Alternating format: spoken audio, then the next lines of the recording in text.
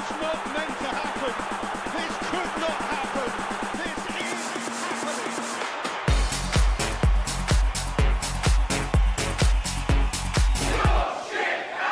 All right, cool.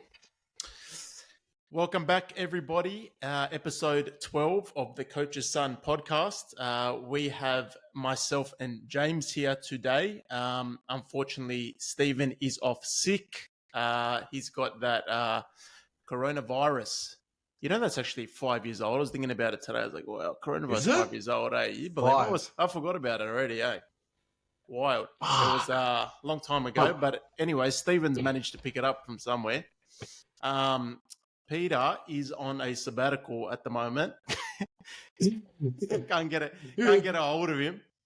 He's got to go find himself somewhere. Yeah, for sure. Bad reception wherever he is. Can't get a hold of him. But I'm sure he's all right. But me and James are going to pick up the slack this week, and we're going to put out a good episode for you guys. We're going to run through a couple of upcoming fixtures for this weekend. We are also going to run past and do a little bit of a comparison of the NFL that's just happened, the Super Bowl in relation to some sport events with football. We're also going to talk about some controversial stuff as well with new blue card that might be coming into play in professional football, which is pretty wild. So let's get it going. James, how you feeling? How's the week been? Going good, mate. As you can see, I'm nice and red in the face. I've got a nice tan on the weekend. That's what happens. Yeah. Some colour, right? You come back from a European winter, the first thing you do, you see the Australian sun, and bam, copped it. Yeah. So I'm looking a bit red in the face, as you can say. Pretty embarrassed. Maybe it was my Morpay nomination for goal, Coach's Son, and he scores a goal 2 days later. Bravo. He's cursed you.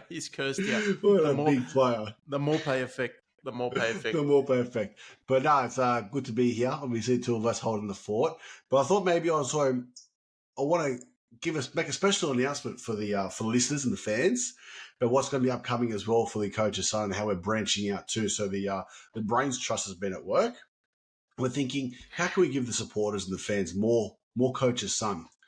So what we're going to do is, along with our normal podcast that you all know and love, where we talk a bit of shit and have a bit of fun, play some games, talk about some personal stories, we're going to add a second episode of the week. Now, that's going to be pure football analysis, tactics. We'll review some plays from the weekend and talk about the tactical aspects of the game and analyze them as well, so people can obviously hear our thoughts on things. But we're also going to have some special guests. We're going to come on. We're going to interview so we can hear from their side of things. So very excited thing. So it's going to be like a Coach's Son total football, which leads me to think we need to have a name for this second section. Obviously, we've got the Coach's Son normal, maybe the Coach's Son total football, but I want to throw it to the fans, the listeners. Let's do this. Oh, here we go. We're going to put a post out during the week. What can we name our second episode each week? You come up with a name. The Coach's Son. And the best one, we're going to name it, and we're going to send them a gift. Ooh. We're going to send them a gift. All right, beautiful. That'll be part of our next giveaway. Let's do it. Yeah, that's going to be the next giveaway. Get some gifts out. But yeah, give us the name for our second episode of the week. So very exciting stuff. I'm sure the people obviously want to hear our opinions on analysis tactics, and we're going to interview some big names. We've got some big names coming up as well. So we want to hear everything. So keep an eye out for that next social media post, and we'll get your best nominations in, and then we will also get the mug out to the best person. All right, perfect. Let us move on. A bit of controversy, James. You had brought this to my attention. I had somewhat just crossed my mind. Blue card. It might be my favorite color, but I don't think the rest of the football world is too excited about this glorious invention that has decided to come up out of nowhere from the head of football. So I'll firstly get your take about it, and then I'll put in my 2 cents, and then we'll talk. I've got a bit of a take, and then we'll talk about what the football world might think about it. Exactly. First of all, I want to say hashtag justice for the color orange. I mean, they've got the yellow, they've got the red, and they've gone, nah, we've got to go blue. No, why not? Blue. Change it up. Blue. Change it up. The complete opposite. Let's Yeah, change it up. give him a gift card next time. But honestly, what a stupid thing. It's Silly, dumb. It's very It's silly. so dumb. I get It's silly. they want to start introducing Sid Fins for, I don't want to say cheating, but that's what they're aiming to do, right? Cut out that kind of time wasting and game management and cheating and stuff like that. But it's all part of the game. Ange made a good point saying that you got to slow down the game, put 10 men on the field for 10 minutes. What do you think the players are going to do? Absolutely. They're going to slow the game down. They're going to get 10 men behind the ball. They're going to sit there, and it's going to be absolutely nothing. And you think football. It's not going to stop extra time. You can imagine the stoppage time. It's going to go through the roof. It's just going to be even worse. I think they're trying to cut it down, but it's the more and more you add to this game, it's just people got to start forgetting about old rules that are still in play. But that's the thing about our game. Like, I love rugby league, right? I do really love rugby league. I grew up watching rugby league, and I do love it. But I still think the best rugby league was probably played when I was growing up because there was less rules. Now I find with that sport, over the past however many years, every year there's a new rule that's been introduced. Now, whether they say it's been introduced for the benefit of the game or for the entertainment of the game, rubbish. People love the sport before. Don't change it.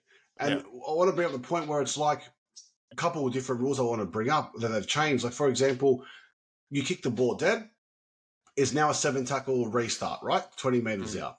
Yeah. Back in the day, it was obviously only 6 tackles. But what's that done is teams are obviously winning. They want to kick the ball dead, kick it far, so they can set the defense up and they can get ready and waste a bit of time. That's game management. That's part of the game. They want to cut that out. But what it's also done is it's making players or creative players scared to put a grubber in behind to try and get an attacking result out. So what they're doing now, they're running on the last tackle, getting tackled 2 meters out and going, we'd rather give up possession here than risk the grubber in behind. And it's doing that. So they're doing that to try and obviously stop game management. But the other thing is as well, like, they want to try and encourage things that are entertaining, which is going to take away from entertainment. So a lot of teams over the last year in rugby league, they do a short dropout. So it's kind of risk and reward, right? You get the ball back in possession, but if the ball goes out, you cop a penalty 10 meters out from try line. Now they want to remove the penalty because they want to try and encourage more of that. Problem is, there's no risk and reward anymore, and that's what made it so exciting to watch because there was risk and reward. What I don't want happening to football is they keep on changing the rules, and it's just going to make it worse. It's not becoming simple anymore, is it? The beautiful thing about football, and the ex-FIFA president before the one there is now, even though it was a bit corrupt, but he made a good point, and it was that he didn't want to introduce too much technology into the game because he wanted the kids to watch their heroes play. He wanted to watch the professional play and recognize that they're going to go out on the weekend and play exactly the same sport. Mm-hmm. The moment you introduce too many different rules at higher levels and technology and whatnot, it's not the same sport anymore. So the kids can't relate. And that's a beautiful, beautiful thing about football.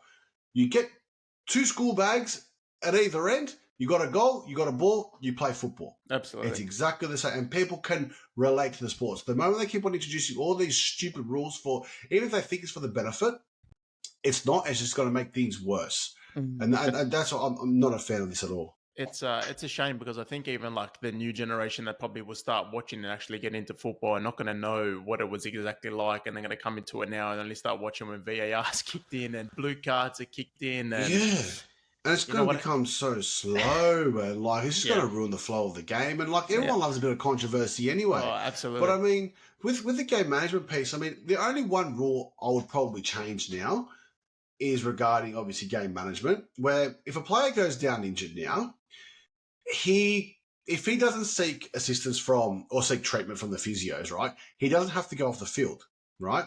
So this is the only thing that I would change, where if a player goes down, and you see that happen a lot, if the opposition's on a break, they're about to score, they've got momentum, someone will go down, pretend to be injured, they kick the ball out of play, and then what will happen is the opposition, don't want treatment, he'll get back up, he can stay on the field. The opposition get the ball back at their keeper, so they've got to go the whole length of the field again against 11 players. So if you want to do that, anyone who goes down and plays stop for a play that went down, they have to go on, treatment or not, they have to go off to seek treatment for at least 30 seconds. Yeah, it's not a bad point.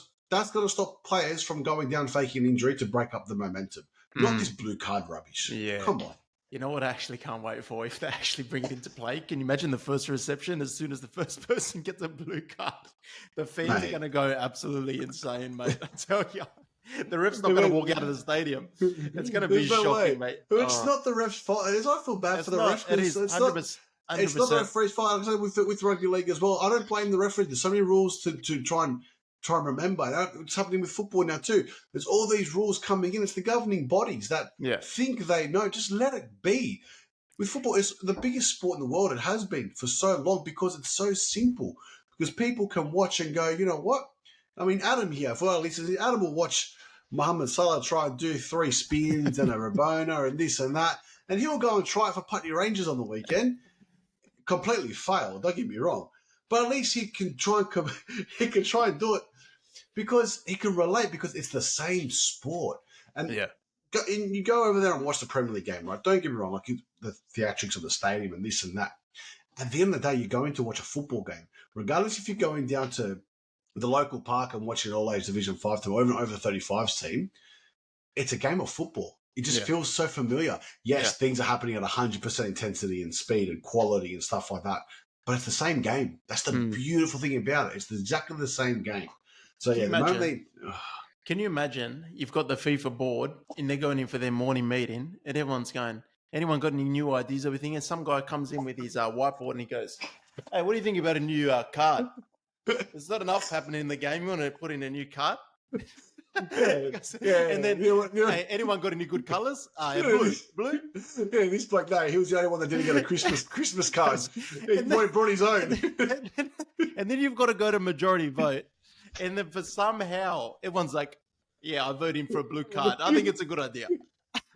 Why not? It's so ridiculous. Just let the game go. Like, there's other ways to stop people cheating or wasting time diving or manipulating the rules and stuff like that. And like for me, I'm all for bending the rules. I don't know, people like as long as you're not breaking the rule. If you break the rule, it's a foul, it's a penalty, it's a free kick, it's whatever it is, yellow card, red card, and so on. But if a coach and a player finds a way to bend the rules to benefit them, why not? Go for it. Opposition burns, absolutely. But your home, the home team, but the supporters will love it. Yeah, it is. It's a little bit it's going to be controversial forever, man. I think it's as much as VAR now, but I think this one's a little bit in the favor of.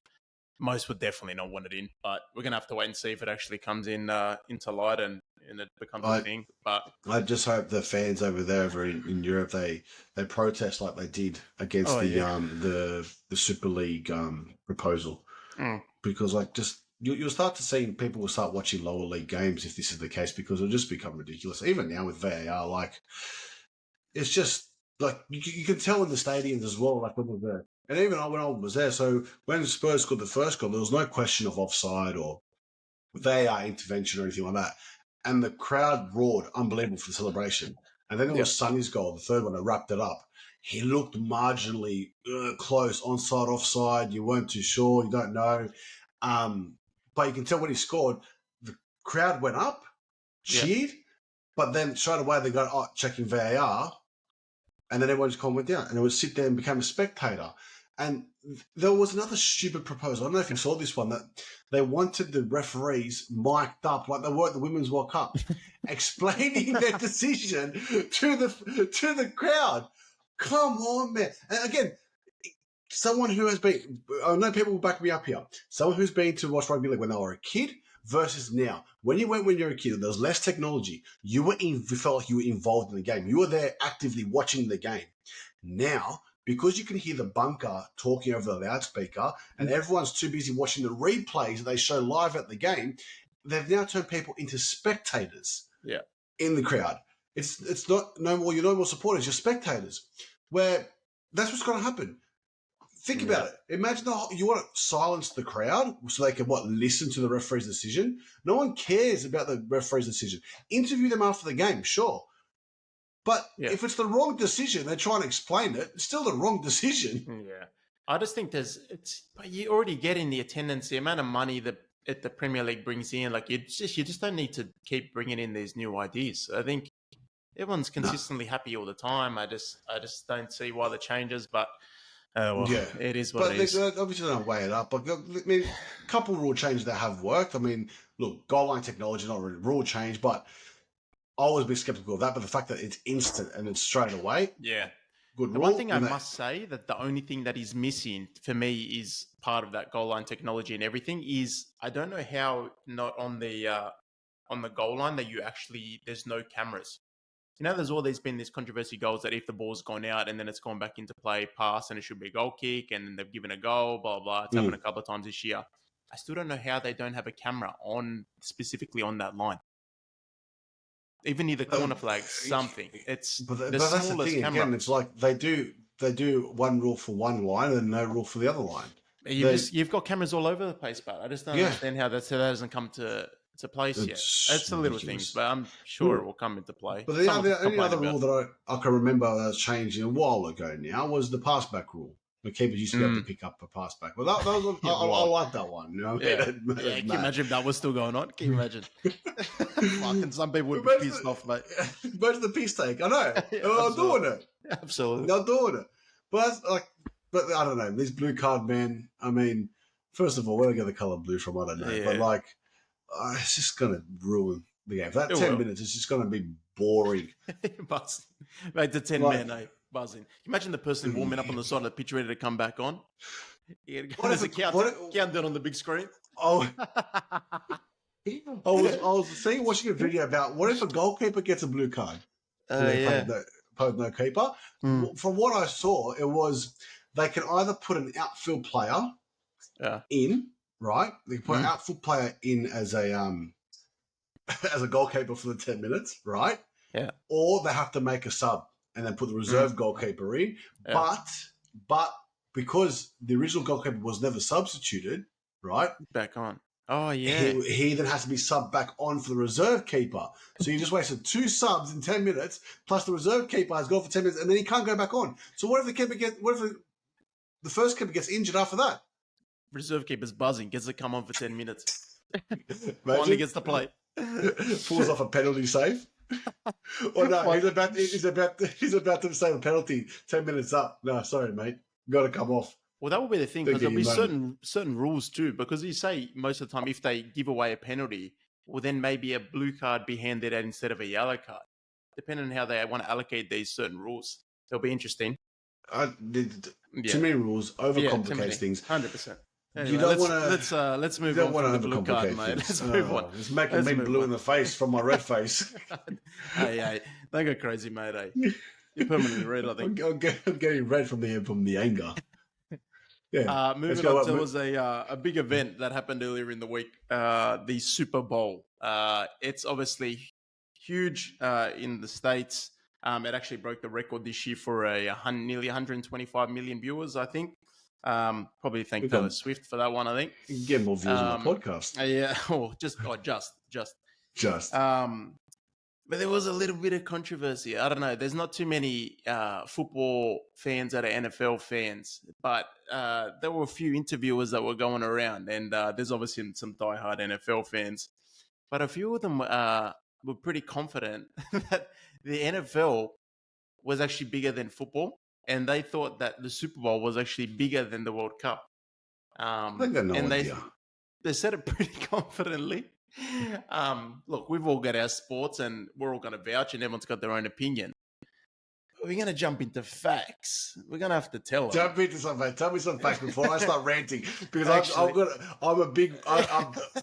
got some big opinions on American sports. So right. you tell me your facts, so I can calm down a bit. Maybe my redness will go down a bit. Instead, I'm going to do a quick. We're going to turn into a quick quiz here. Just so it's going to probably run it into the NFL fans a little bit more, and it might burst some bubbles here.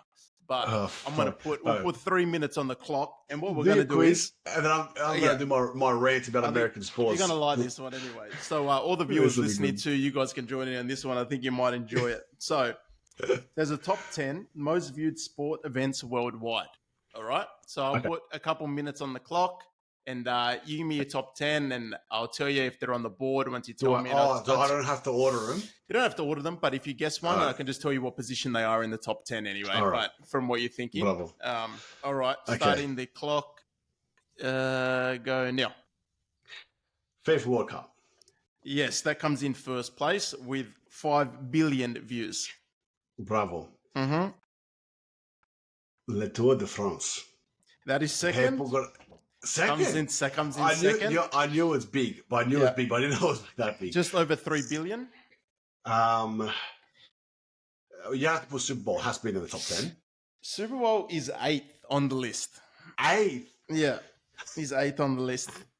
I got no idea. All right, so Super Bowl, FIFA World Cup, Le Tour de France, Cricket World Cup for sure. Third, that comes in sure. 2.6 billion. Bravo. Yep. FIFA World that's Champions League final? Comes in 7th, 450 million views. So that's Super Bowl. Yeah. Wow. Mm-hmm. All right, I'm on fire here. Do I get like strikes or something, or I just keep on going to? Well, you've guessed all right so far, to be honest. I'm doing all right. Yeah. You've got 1 more minute. I'm trying to think outside the box. 1 more minute. Okay. Summer Olympics for sure. Yeah, it goes for a month. That's 5th, so it's 2.1 billion. Winter Olympics. Number 4 is going to blow your mind. Yeah, Winter Olympics is 6th, 2 billion. I've only got a few more left, eh? Yeah. 3 more. Tennis, Wimbledon comes in at 25.6 million. What number is that one? That was 9th. 9th. So you've got 4th and 10th. I'm trying to think about like countries. Yeah. What are the big countries? Ping pong. Chinese, surely. No. Missing a pretty big American one. Basketball? NBA? Yeah. NBA is 17 million at number 10. Number 4 you've got left. Number 4. It's going to blow my mind, you reckon? Yeah, well, absolutely. You'll be so shocked. I'm going to try to think of some random... It's like, we're not going to be the darts. The darts are wild, but it's not going to be the darts. I've already said it's very impressive. I wasn't shocked by this. It's very impressive, number 4. All right. You've got 10 seconds.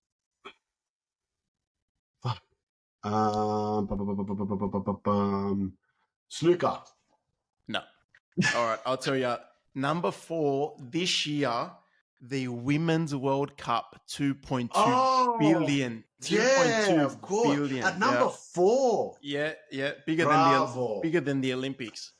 Bravo. Yeah. I didn't even click. It did amazing this year. 2.2 billion.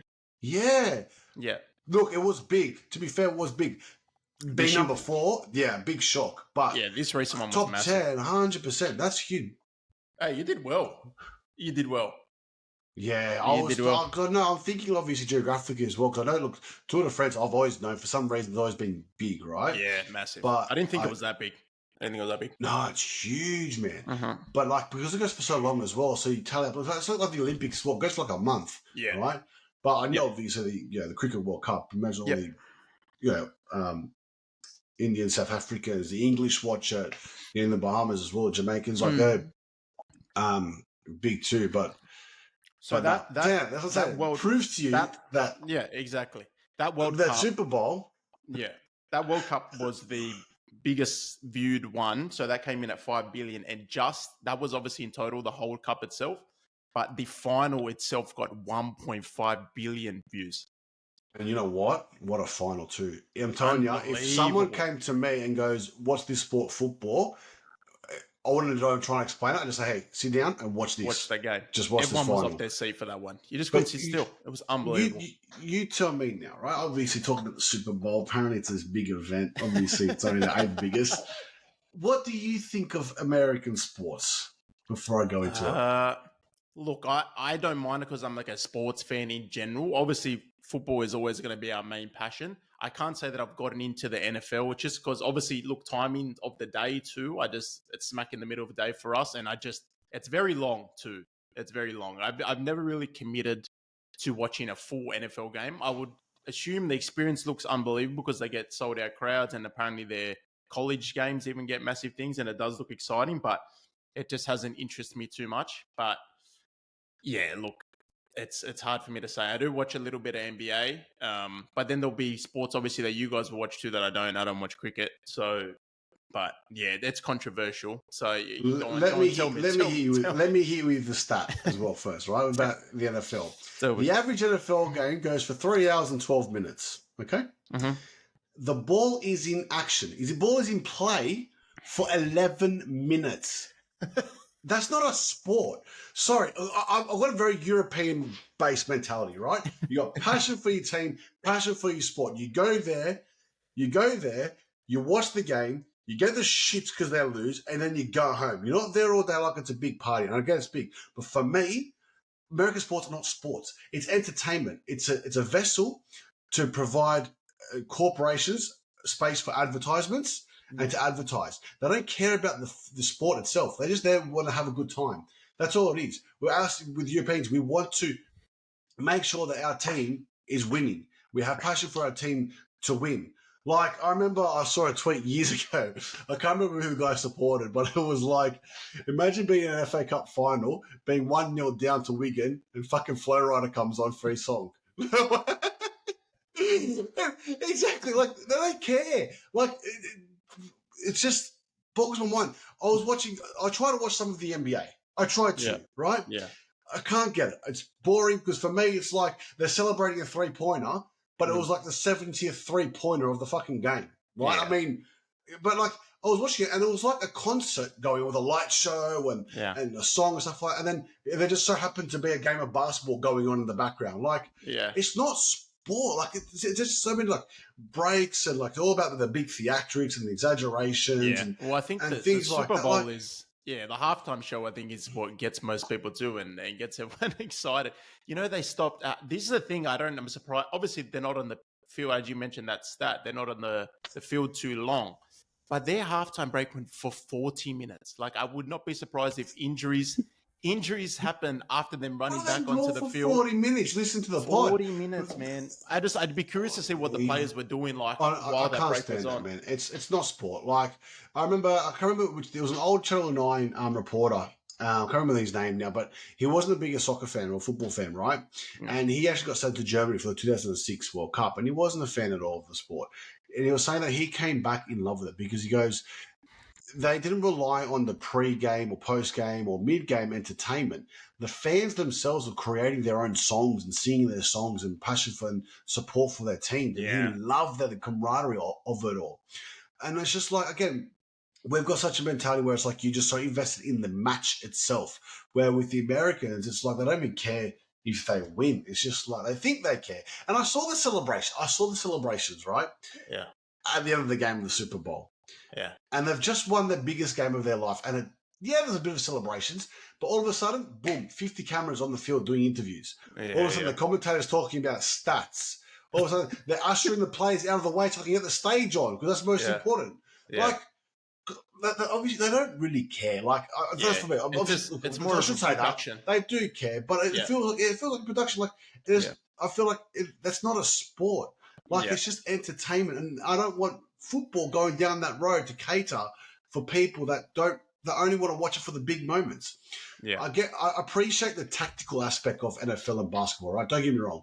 The thought that goes into their plays is ridiculous. Right, I really appreciate the tactical aspect of it, but the thought of itself, when you're watching football, you know the coaches are focusing on the 99%ers, not the 1%ers, and you're relying on your big stars to pull off the 1%ers, right? But yeah, I can't do American sports, man. Like, I can't get into it. It's not sport. I think it is, and you know they have those commercials on at halftime and stuff like that, and they're paying millions. Companies pay millions to get like 30 seconds on the screen. Can you imagine how much they'd pay if we were to show in the World Cup halftime?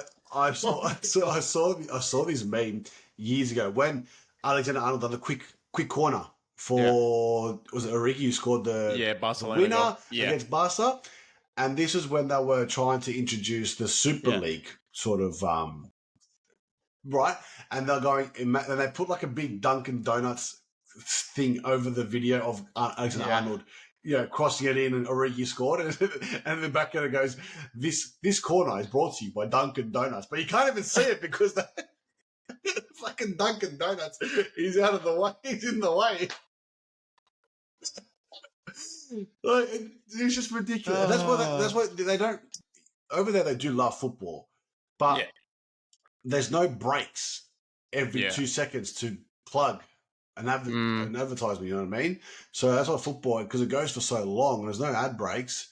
They probably don't even like. They probably get bored. Yeah, we don't get bored. We're on the edge of our seat. We score one goal, and we're going. There's so much built-up energy, nervousness, and we score a goal that's unbelievable. Then you can try and hope for your team to hold on to that one goal, and at the end of the game, it's just relief when you win, and anger when you lose, and it's just passion's built around the 90 minutes that you're there for. Like, and it's all about the result.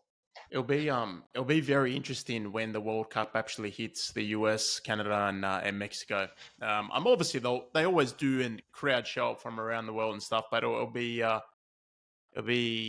interesting to see how they put on shows and the whole thing, and how they welcome tourists in. But they had the World Cup back in '94. They had World War too young then to. I think it's going to be interesting as well doing it over the three different places. That makes it so expensive and hard for people to try and watch games. That's the biggest. Wasn't the biggest luck, but the stupidest thing to have, and like they're trying to start organizing like multiple countries to host World Cups now, and it's like just give one country the opportunity to host 100%. And display their country, like you know what I mean, like. Why? And like exactly right. You're exactly right. You've got it from Mexico, US, and Canada. Canada, yeah. Imagine like you go watch Australia play, right? The first game's in Canada, next game's in Mexico. Like you rely on these guys to people to travel, internationally every 3 days. 100%. And then if you were going up there, and then you say they made it past a certain stage, and then you had to go all the way back to where you were just to make it to that next game. And it's a celebration of that country and hosting all these other nations and stuff like that. And you've got 3 countries hosting. And listening to some media as well of people that actually went to the recent World Cup in Qatar, they had actually said that Qatar was actually the best one they had actually gone to and actually did media for, just because everything was so close. And most of the time they were actually in other World Cups that were just going into studio and watching games. Because everything was so central in Qatar, they could actually have the opportunity to go to every single stadium, and it wouldn't take them that long to get around. So I think they appreciated that, but it was so small, and I heard good things. Yeah, it would have that feel about it too. Like obviously the fans will be clashing in a good way. You know what I mean? Obviously you got different nations and their fans. Yeah. You wouldn't be clashing in the battle, but in a good way. They're obviously singing songs at each other and stuff like that, like on the streets, potentially. Like, what is Messi? Just generates that vibe. Where is Messi? Where is Messi? Where is Messi? Where is Messi? It's just, And at the end, he's like, come out of all. Come out of all. Yeah. But like, you can't compare it. But like for me, obviously, as you can imagine, again, I appreciate the fact they do like their sport. It's great. I appreciate the tactical aspects of it. The other thing that burns me too is that they win the Super Bowl and then the world champions. They win they're an American League baseball and they're world champions. Like, come on. I think it will be very interesting to get their perception on when the World Cup goes back there, and they'll see how everything's transformed. Oh, look, just Messi going to the country, and look how things have skyrocketed. Yeah, you had the big superstars there in awe of him. Wait till you get every single player around the world. That's unbelievable. They go. It was like the American. I think it was a track athlete. He was at the World Championships for running or something, and even he was going like, "World champions of what? Oh, the United States." I remember that. He got the biggest backlash. Copped it. Yeah, he copped it. But you know what? He made a point. Yeah, it's true. He was making a point. It's true. He had to be like one of the not so large athletes that he just copped it, and then I don't think anyone's heard from him since. Poor guy. He's still running.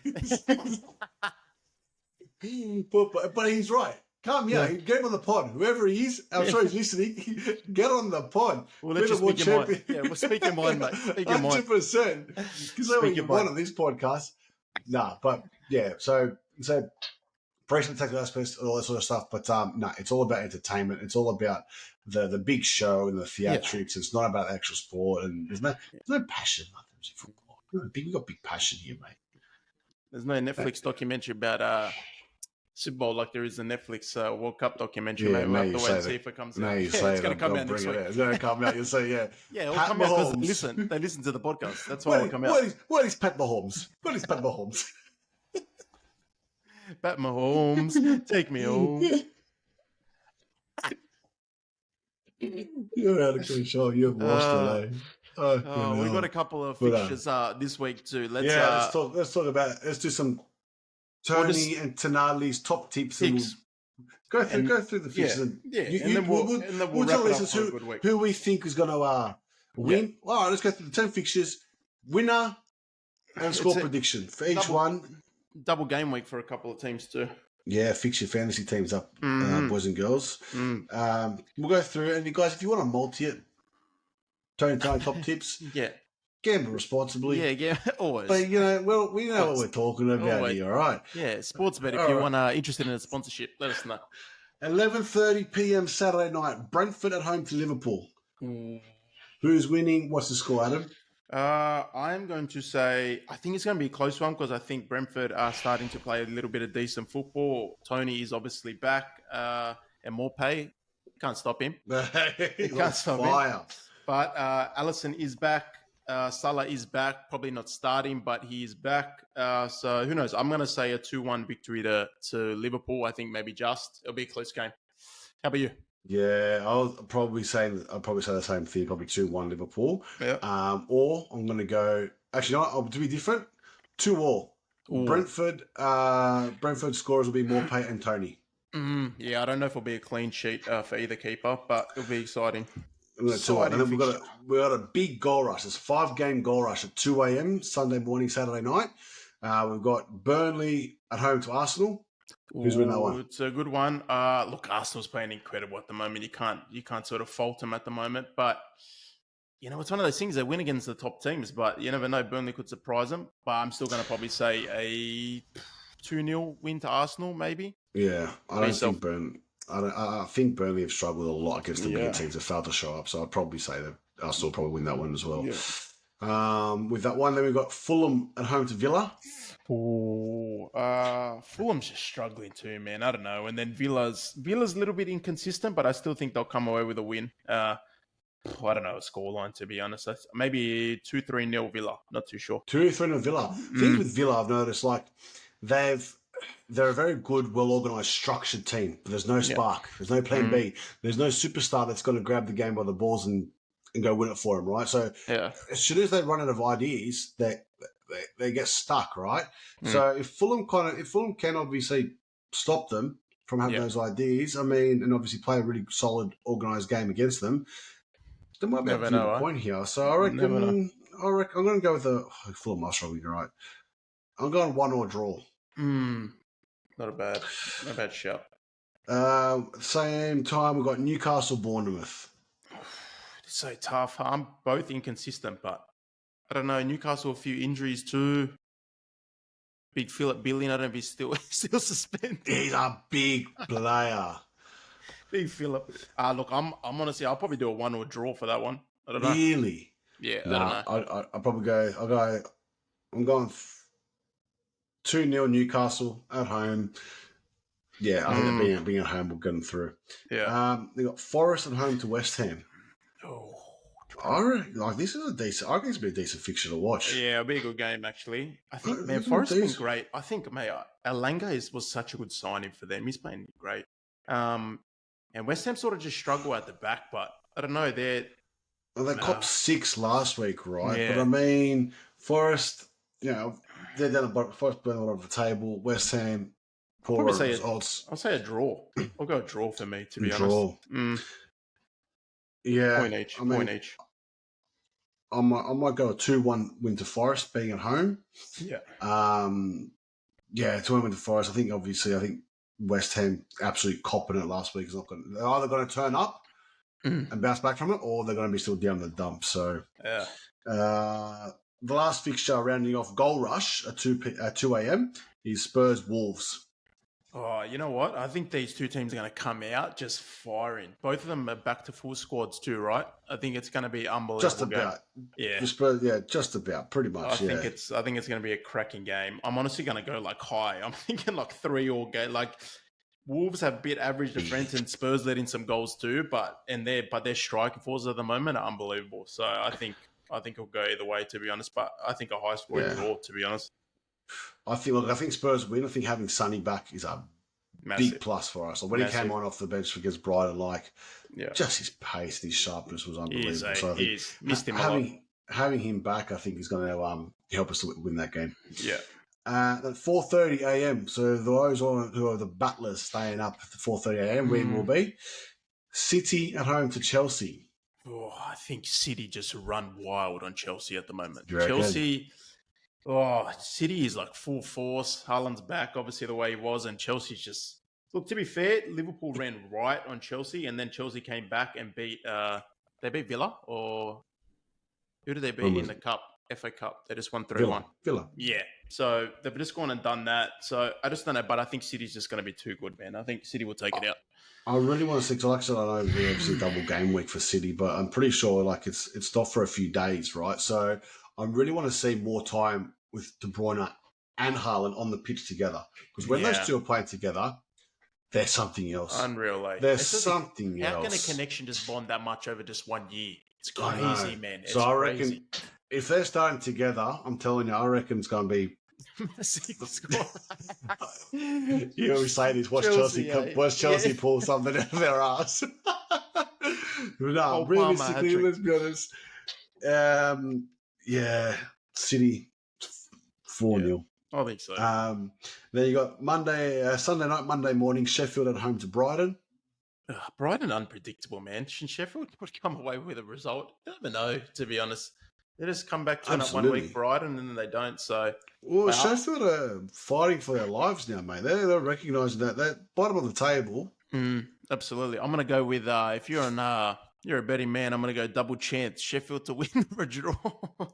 That's not bad. I don't mind that actually. Because I think that's probably your safest bet. Yeah. And then the Luton, 3:30 a.m. Monday morning against United. United's starting to come in form, aren't they? I don't know. They can't. It's no real game structure, but there's something about them. They're coming up with the results. I think their young academy players are starting to come through and break through and really lead the team. Surprisingly, Luton can surprise you. That's true. What about Gary Neville during the week after United beat Villa? And you go, so had Villa won, they would have jumped Spurs to get back into fourth place, right? Mm-hmm. Had Villa won, Villa obviously lost, and then Gary Neville goes, Spurs fans would have probably rathered Villa winning rather than United, because United are going to go on a run. It's like, before the round, Spurs are 6 points ahead of United. After the round, we're still 6 points ahead of United. All of a sudden, they win one game, and they're the biggest threat. Oh, Gary. What, Villa can't go on a run? Oh, Gary. Gary hasn't gone on a run since the treble, mate. No worry, Gary. Don't worry, mate. They run a race against Carragher and lost. Bravo. I reckon, look, I think United... I think United will pick them. I think Erasmus. I think United will get that one. Yeah. And then the fixtures continue all the way to Thursday. So you got Tuesday morning, 7 a.m. our time. Everton at home to Palace. Everton been in a rough patch at the moment. I did actually hear. Did you hear them getting? I think a couple of their points back. I think they're getting half of those 10 points back. Yeah. Apparently they went to appeal and it got through. I don't know if it's definitely confirmed, but I heard they begin half of those points back. Yeah, they get 5 back and they're going to get another 10 points deducted. That's the thing. Yeah. So, I think Everton will come back. Depends if Eze and Elise are playing. I don't think so. So, I think Everton might take this one away. Yeah, Palace were quite strong at the start of the season. Then they've just And then apparently Hodgson might be out of the job. Waiting to hear. So pretty sure he confirmed ages ago this is going to be his last year, right? And it's just going to try and see them through, right? Yeah. But I think Everton will be too good for him at home. Then the double fixture round, like we said, we've got 2 more fixtures. We've got the Wednesday morning, 6:30, City against Brentford. Mm-hmm. I'm pretty sure Brentford got the job over City last year at the Etihad. They did. I think, it sort of just depends who'll turn up on the day. And obviously, both playing fixtures again. They're only having a bit of a break. Depends what squads they're playing to be honest, on the second game. If everyone backs up, I don't know. So it'll be exciting. Maybe a draw for that one. I don't even know if they hold it out. I think City will be too good for that one. I think Pep will still be burning from the time they beat him last year. It was a bit of an embarrassment. Well, this is where City needs to take advantage, but too, especially on the ladder. So maybe City. Yeah, and then the last game of the round, which is the second double game week fixture, which is Liverpool at home to Luton. Mate, I hope it's a convincing Liverpool win. But as you said before, Luton are quite strong and I love scoring some goals at the moment. So we'll have to wait and see. Yeah, see, I reckon Klopp would have hoped that those fixtures would have been swapped over. Because had they played the Luton game first, Yeah. he rests Salah and only puts him on if he needs him. And you shouldn't have to need him at home to Luton, right? And then you play him for a longer period of time against Brentford away. So it'd be interesting to see what he does with Salah there. Yeah, absolutely. Look, I'll be honest, I've played my free hit. Have you? This week. Double game week fixture. I had to bring in some Liverpool players. Yeah, it's Didn't true. bring Salah in, obviously. I brought in your mate. Did ya? Darwin. Darwin for the win. Darwin for the win. Darwin for the Have win. to. I actually surprisingly played me triple captain this week. Haaland for sure. Yeah. Sheep. You're a sheep. That's it. But you know what I did? I took out Watkins, but so it's a hard one. It was the only way I couldn't get any other points without losing too many points. So I take him out. Well, that's why, because I didn't want to change my team completely. I've still got a three-man Spurs midfield, right? Everyone gives it to me. I'm going to defend myself here, actually. I haven't had the chance to do so. And I'm sure all the listeners want me to defend myself. As if I'm not going to have Sonny in the team. Yeah. Captain, starter, scores goals. As if I'm not going to have Richarlison, who's classified as a midfielder in the game, but he's actually a striker, and he's been on fire. Yeah. The other player I've got in the midfield, he only costs about 5.8. So I'm looking at one better than him anyway. And for me, Bentancur, he's my favourite player, right? He, for me, is one of the best midfielders in the league. But unfortunately, he's just come back from an ACL. Injury. 2 weeks later, he comes back. He absolutely tears Villa apart for 35 minutes. The best football. Watching this guy, for me, he's like poetry. He's a standout. Right? He's a standout. But he got injured again, and he's still finding his form back. So it's like, well, I'm going to have him in there because when he plays, and he gets in the box, he scored a few goals for us last year. So I want to tell myself, so who else am I going to get in there 5.8? Drop it in the comments. Who else am I going to get for 5.8 anyway? Absolutely. So that's why I'm going to defend myself. But no, I've used my double game week. I've used my free hit. I'm going to send my soaring straight back up the fantasy table. See how we go, eh? I reckon next year we get a podcast pump fantasy. Get all the followers and listeners joining, and maybe we get a big. You know what? Even on that prize second, for the winner. Yeah, that second episode we do during the week would even mention a bit of fantasy. To be honest, I mean, just adding some maybe top players that you might want to bring in this week, high performing. Yeah. See how we go. It's going to be exciting. This whole episode, I've been trying to hide my face behind the microphone with this. Insert tomato. Bravo. Yeah. I've had the purple man the other week, and then now red man. Yeah, all the colours. It's going to be blue like the blue card. Anyway, guys, we're going to skip, just because this has been a late episode, we'll skip the Coach's Son nominations of the week, and we'll be bringing that back obviously next week, and everything goes back to normal timing. Thank you very much, everyone, for listening in again. It's been great to be back. We're going to be back consistently because all the viewers are starting to miss these episodes weekly, so we'll bring everything back. Obviously, as well, if you missed it at the beginning, we're going to be bringing in that second episode, as mentioned, during the week too, to talk over some games and some FPL and analysis. Analysis. So, tactical. We're going to bring up some goals, talk the tactics through how the goal was created, what could have done better, all that sort of stuff. Get in the mind of a coach as well, and get some interview. We've got some good interviews coming up with some people within the game too. So absolutely. And don't forget we're going to make a post. We want to have a special name for that second episode of the week. So yeah, the Coach's Son Total Football, the Coach's Son's Big Analysis. You guys name it for us. And the best name, we'll call it that, and get big prize. Big prize. Thanks for tuning in, everyone.